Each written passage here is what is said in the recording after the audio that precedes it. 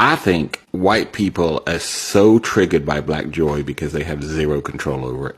And white people are all about control. And anything they don't get to control and manage and dictate freaks them the hell out. They don't get to be the leader. All right, racists, let's talk about your distaste for black joy. Racist America fumes at the sight of happiness, especially when that person smiling is black. It's as if this country specializes in anger Olympics. Being a little too happy disturbs the patriotism. 3 or more laughs in one place is like being investigated by a mall cop. I'm gonna need to see some ID. Because deep down, they believe that pain is the only state that black indigenous people are allowed to live in. Black people start laughing too loud at their cousin's cookout. They throw on some Frankie Beverly. They start dancing with their auntie in a sundress while the ribs are sizzling. Instantly, their lives are in danger. It's like watching a perfect example of a case study on people who have a problem with control. It's like their obsession isn't just with control, it's like with the optics of it as well. They want to be seen as dominant in the space because they seem to disappear when there is black joy. When you throw your graduation cap in the air, surrounded by your entire family in matching t-shirts, they don't see achievement, they see defiance. Because in their minds, success was never black people's storyline. The truth is, black joy is a glitch in the racist lies that they feed themselves. They built a whole myth of superiority that only works if you're miserable, delusional, insecure, jealous, and mediocre.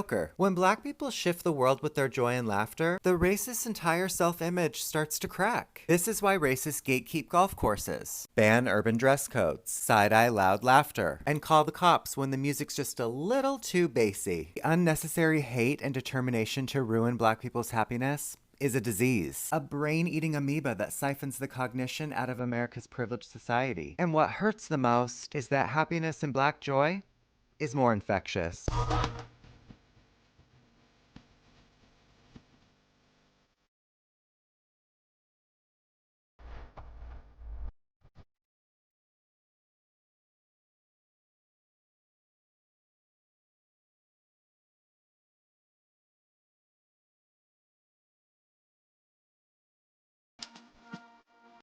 So I just came across this video of these black kids celebrating prom, and in the video they was having fun, they was singing songs, just getting hyped. And then when I went to the comments, it was nothing but them folks talking shit, right? They was saying it was loud, it was ghetto, it was this, it was that. This just points out how, like, for some reason, black joy makes them folks mad. Look at every black fatigue trend that has started, right? Carnival Cruise, it was a group of, seeing black people on boats having fun. Graduation, it was black kids, black boys throwing their caps up, dancing, being proud and just having fun. For some reason, this irks these people nerve, right? It remind me of that Boondocks meme. Nigga, did I catch you having fun? So at the end of the day, bruh, do whatever you want to do, man. Have your fun. Do what you're going to do. Either way, they're going to find something negative and nitpick with it, bruh. So I need some black joy. The fact that black joy even exists as a concept in the world is miraculous to me. Asians are no good at joy. We are good at working hard and being diligent and doing our best, but not joy. Colonizers too. Rich lives, no joy. We should never have hooked our stars to theirs. But black people, especially black Americans, are the best at joy. You've turned it into an art form. I know it came from terrible hardship that you've turned into soul and then into joy. And we, Chinese people, we just turn that hardship into more hard work. But I know you can't give it to us. We have to go out and earn it for ourselves just like you did. Joy is a puzzle for every human being and it's not free. When I ask my black friends where their joy comes from, they inevitably shake their heads and just repeat, you can't let them take it away from you. That's what it's not. But what is black joy? Can you tell me? I'm going to keep saying this with my whole chest because some people are not deep thinkers. I understand that you're not a critical thinker. This is not for you. This is just not for you. Scroll up. So, my point today is, well, not today, but at this moment, like, why does black joy bother some white people? And some other groups, but majority is white people. And not all of you. You know what I'm talking about. You ever notice how the group of black folks, like they come together laughing, dancing, and just vibing and suddenly is labeled as too loud, too ghetto, or too much? Jealousy. Jealousy. You know why? Because they couldn't strip that away. And it's surviving. But let's be real. It's not about the volume that's the problem. It's the vibrations. It's the freedom. It's the fact that we can still find joy after centuries of trying to be stripped of who we are. We still make something out of nothing. You understand? See, black joy is like disruptive in certain people. It challenges. And where we're supposed to be broken and angry and silent, It's like loving, living, and celebrating. So it's not just confusion. It's threatening to a certain group of people. Because Black joy, for us, is power, is resistance, it's healing, it's ancestral. Of all the things they said we could not do, it's lies. Remember, we were here way before other groups were here. And now our happiness is not a performance. It's reclaiming who we said we always were. So the next time somebody looks uncomfortable with your Black joy, remember that you're not the problem. They're just uncomfortable and can't believe that after all this time, we are still celebrating who we are and who we are meant to be and who we are growing to be. So tell me, have you ever felt like your joy made somebody else uncomfortable? Let's talk about it, y'all. To me, I don't give a flying fuck who feels uncomfortable. This is my life, my body, and if you feel uncomfortable, move the fuck away. Right? Because where I was for Black Bike Weekend, we were on the side, I'm not gonna say the grown folk side, but we like our peace. So of course, it was a mix of Black and white people. Like, we all around each other. We all talking to each other.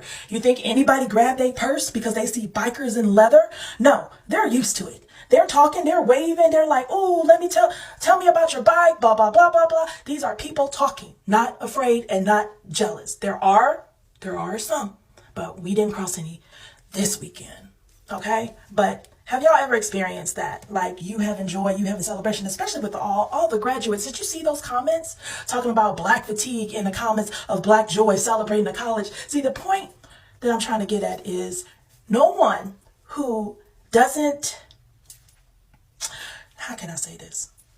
If you Black, you understand. It comes naturally, and it doesn't matter what state you from. We all have a common denominator of celebrating our Blackness, and people can't stand that. People can't stand that. And I'm not just talking about in America. If we go somewhere else, Black joy is celebrated different ways, but we still have that common denominator of celebrating of what we achieve regardless of the fact. I've come to the conclusion that a lot of white people are irritated by Black joy. I was thinking about when Kamala was running for president, Vice President Kamala Harris was running for president, and the Republicans made so much of her laughter.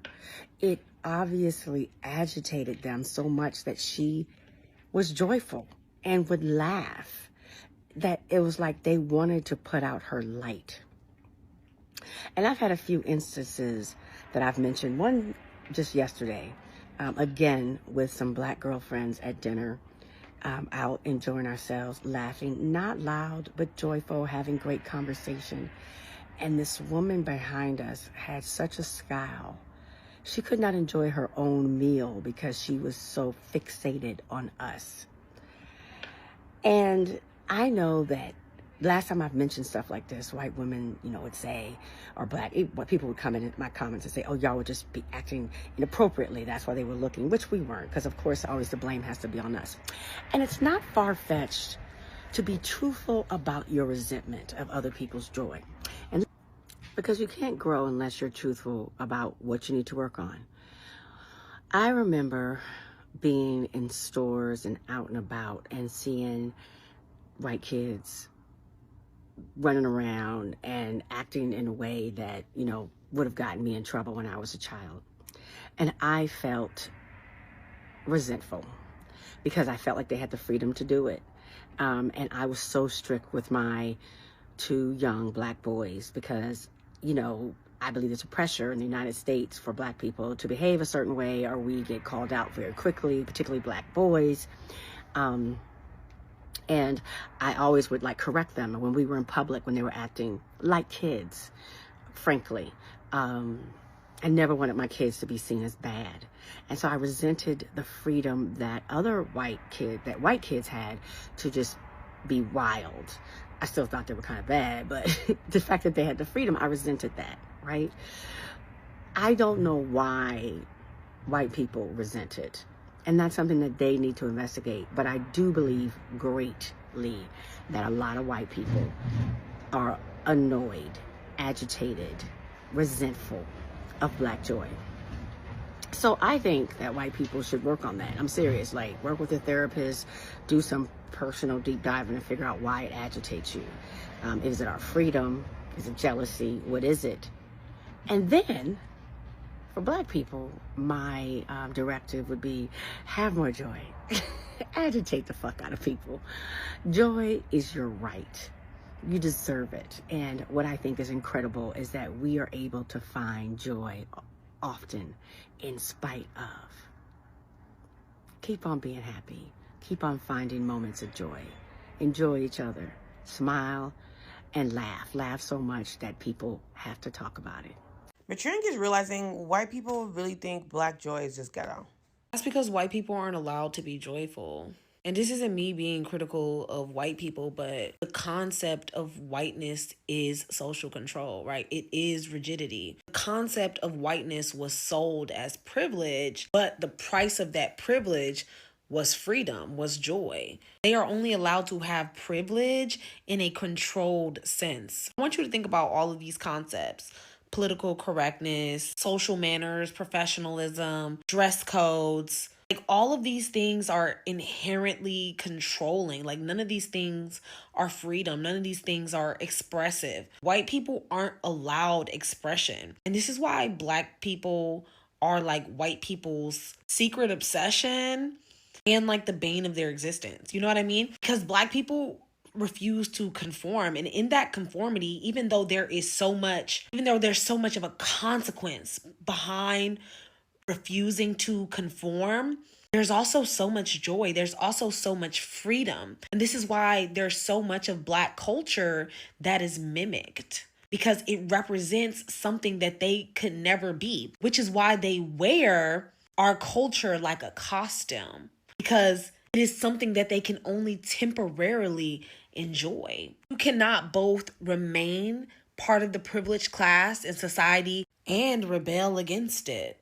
Being a privileged member of a Christian colonial society means giving up the right to express yourself.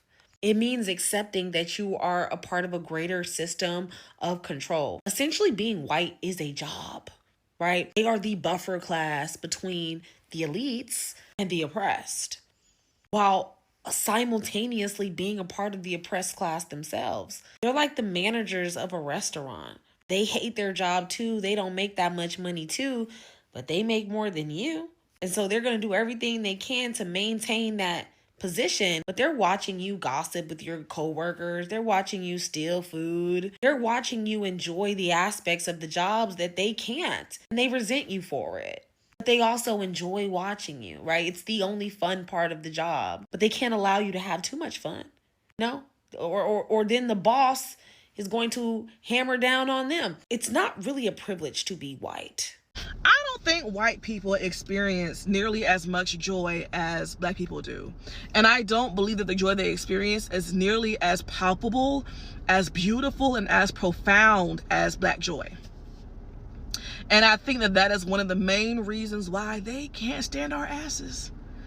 It's because despite them setting up society to benefit them the most, they're still miserable.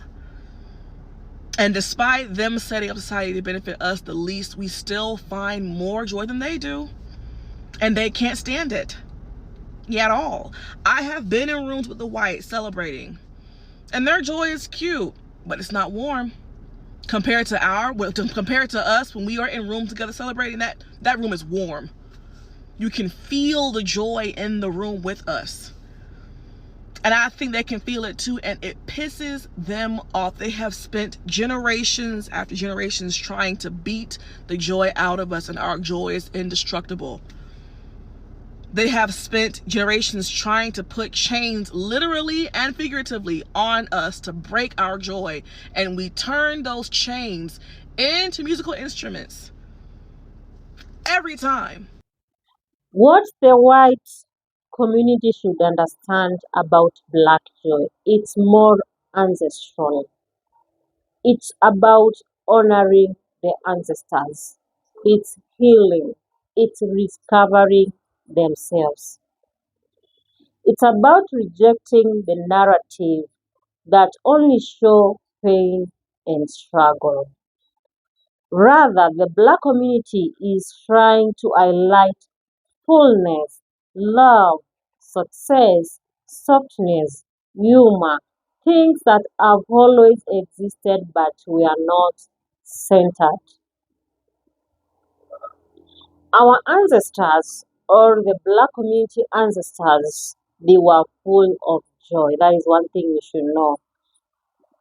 They enjoyed life, and even out of the struggles they went through, the struggles, the chains, they made instruments out of those chains. They made music, they made art, they made paintings out of the pain they went through. They still found something to say we are still here and celebrate themselves at the end of the day. Black community ancestors, they celebrated good harvests. They celebrated children. They celebrated marriage. They celebrated rain because they knew when it rains very well, they are going to get bumper harvests. Life is more of finding meaning in small moments, appreciating everyday wins, personal milestones. When you achieve something which you have been struggling to get, it's very important for you as a Black person. Just go out there and celebrate yourself.